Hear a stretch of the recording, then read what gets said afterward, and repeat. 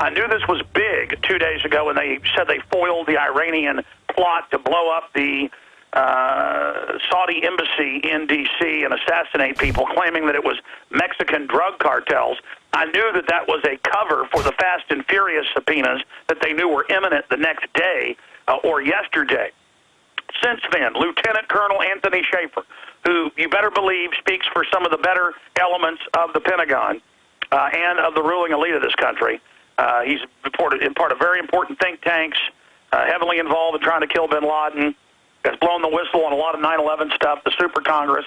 When he basically is unleashed to come out and say something, you know it's important. Schaefer talked to a high-level FBI agent with clearances who knows that it's not in the system, that there was not a plot. Repeat, not a plot. We don't take any options off the table in terms of how we operate with Iran.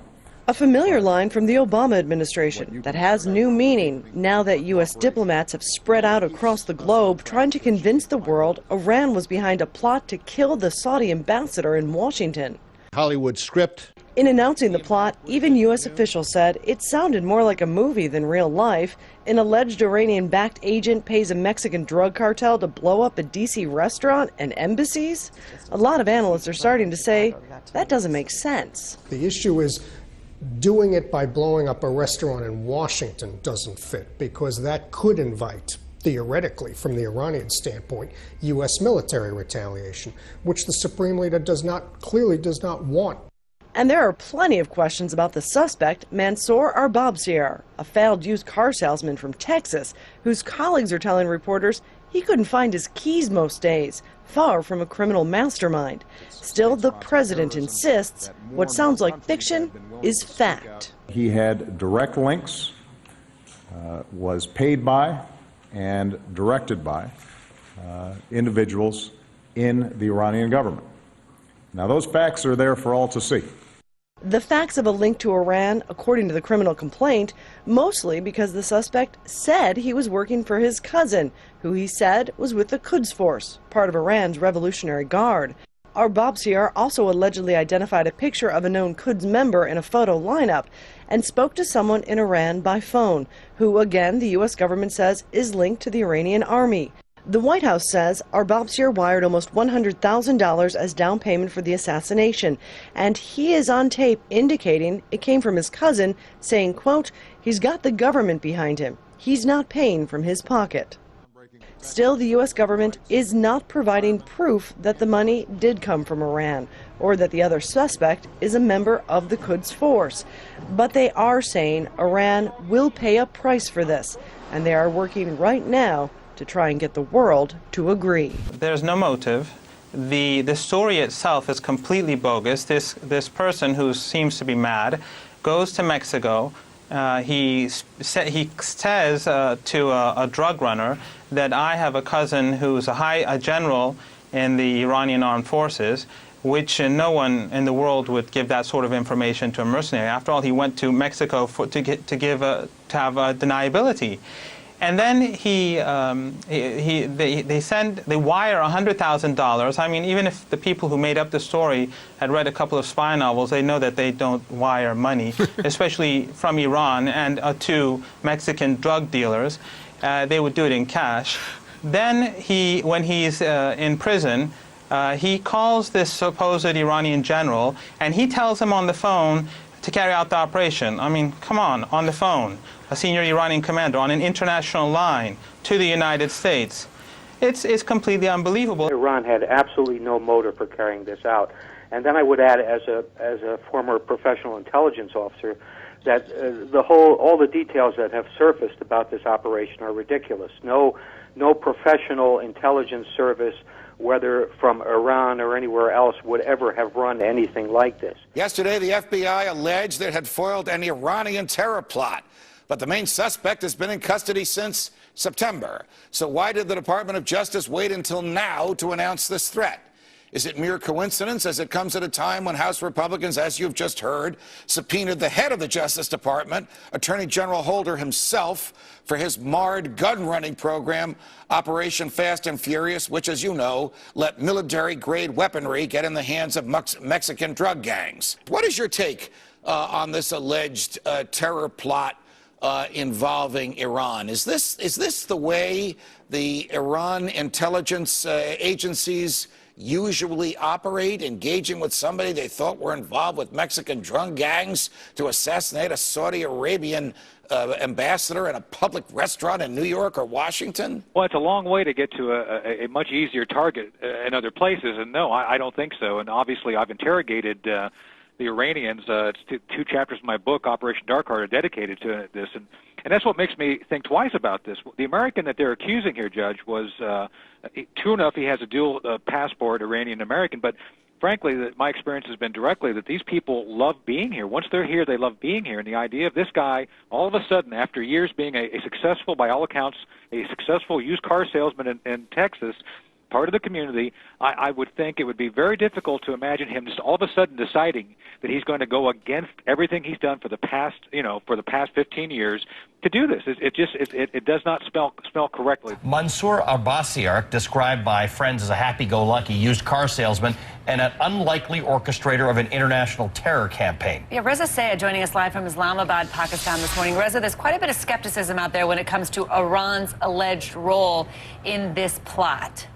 Yeah, there's no question about it. Based on what we've learned about this man, he doesn't exactly fit the mold of someone who'd be picked to run an international terrorist plot. He's 56 years old, a divorcee, had a child, born in Iran, naturalized U.S. citizen, lived in the U.S. for about 30 years. His friends describe him as a sometimes disorganized, absent-minded, happy-go-lucky guy. He was never into religion and politics. His ex-wife says she'd be shocked if he was involved in a plot like this. I cannot, for the life of mine, think that he would be capable of doing that. He was at the wrong place at the wrong time. I'm sure of that. And I know that his innocence is going to come up. There's been some red flags read about or said about this man at the center of the plot. The New York Times quoted some of his friends saying he's perennially disheveled, hopelessly disorganized, incompetent, not a zealot, no interest in religion or politics. The man that we're seeing on our screen, normally 48 hours after an event like this happens, some sort of plot like this happens, we start hearing about anti-Western rhetoric, we start hearing about extremists. Why aren't we hearing about that in relation to this man? Well, I can only say that the FBI director and the Attorney General of the United States said that this was a plot blessed by the higher-ups in Iran. Does that suggest then that the upper reaches of the Iranian government knew about this and blessed this? We are not making that charge at this point. What's important to remember, what sometimes gets lost in the drama, that this plot is purely an allegation at this point. Nothing has been proven. A number of U.S. officials have come out and said, look, we cannot link this plot with the leadership of Iran. Attorney General Eric Holder himself said we can't link it with the leadership of Iran. In spite of all that, the Obama administration is moving forward as if this was a real plot. Yes, this was a real plot. And yes, this had to do with Iran. It is real. It happened. It doesn't appear that one would think this was a real plot. It was. We've been briefed by Treasury, by State, by CIA, and of course by FBI, now on 2 occasions, and run through it and run through all of the intelligence and the evidence. And I am convinced that it was for real. The question is why? There's a lot of questions that surround this case. And I mean, first and foremost is what would Iran have to gain by going after the Saudi ambassador? I mean, a lot of people would easily argue that they would have more to lose than to gain. And if they want to go after a Saudi target or even a U.S. target, there's plenty in their backyard. If you target an ambassador, he's going to be replaced by another ambassador. The foreign policy of the country you're targeting is not going to change because if you kill 10 ambassadors in a row. And for Iran, if they wanted to kill a Saudi ambassador, they could do it in the Middle East. It's very easy. They have Iranian agents all over the Middle East. It could be the Saudi ambassador in Iraq or in Lebanon. It would be very easy for them to do. Why would they bother to mount such a sophisticated operation on American soil, knowing that everything in the U.S. is intercepted by American intelligence, phone calls, emails? Let's assume that the Saudi diplomat was a target. Why him? He's not a high-ranking Saudi prince. there are many more important than him, and why in the United States, in D.C., where security is higher than most other parts of the world. There are many ways to attack more important targets, if anyone wanted to do so, in the Middle East, including Saudi targets, which would be much more easy and create a much smaller reaction. So it's obvious that the Iranians were not behind this because A, the Iranians have no motive, B, it would be completely irrational. And then there's the third element about the story itself, which we'll discuss later, I'm sure. Again, you know, what does Iran benefit from all of this? I mean, and the absurdity of it all, unless more evidence comes out that ties it makes it a tighter case, it looks like utter nonsense. Yeah, I negotiated with them for nearly 2 years over Afghanistan, Al-Qaeda, and Iraq. So I've had a lot of up-close, detailed conversations with them. I've seen their national security strategy up close and talked to them about it for hours and hours and hours on end. What we've seen unfold makes no sense in terms of Iran's national security strategy. There's no benefit, there's no payoff from them pursuing this kind of hit against Al-Jubair, and it runs contrary to their entire national security strategy. So we have a plot but no rationale. Does that make the allegations implausible, or are the allegations plausibly accusing the Iranians of something stupid? Well, you know, any allegation is plausible, but I also served in the Bush administration in the lead up to the Iraq War, where I saw a lot of allegations come through paid informants like Ahmed Chalabi, and I raised questions about them inside the Bush administration, and everyone said, oh, but we know the nature of Saddam Hussein's regime, so even if it's stupid, they're so bloodthirsty, they would probably do it anyway. Well, here the questions really need to be asked again, and this time taken really seriously, because this would be such a significant departure for the Iranian government to be involved in something like this.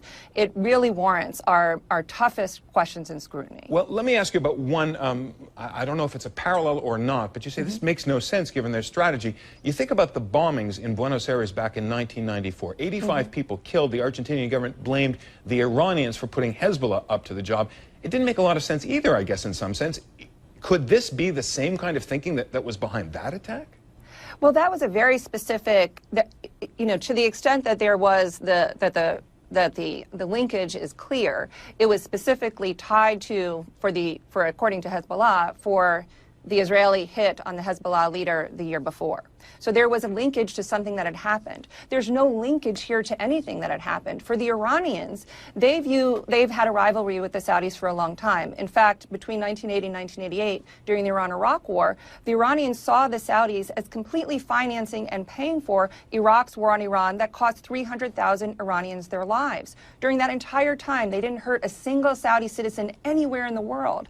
So the idea that today, because they're not getting along, somehow the Iranians are going to go and bomb the embassy or a restaurant where Al-Jubair is, it really makes no sense. And what it does is it actually distracts us from the reality and the strength of Iran's national security strategy, which is doing a good job for Iran, both in terms of protecting Iran and in terms of turning the balance of power in the Middle East very much in Iran's favor and very much against the United States. We're missing the real story here, which is that the balance of power in the Middle East is turning toward Iran and away from us. Exactly what it is that was thwarted here today.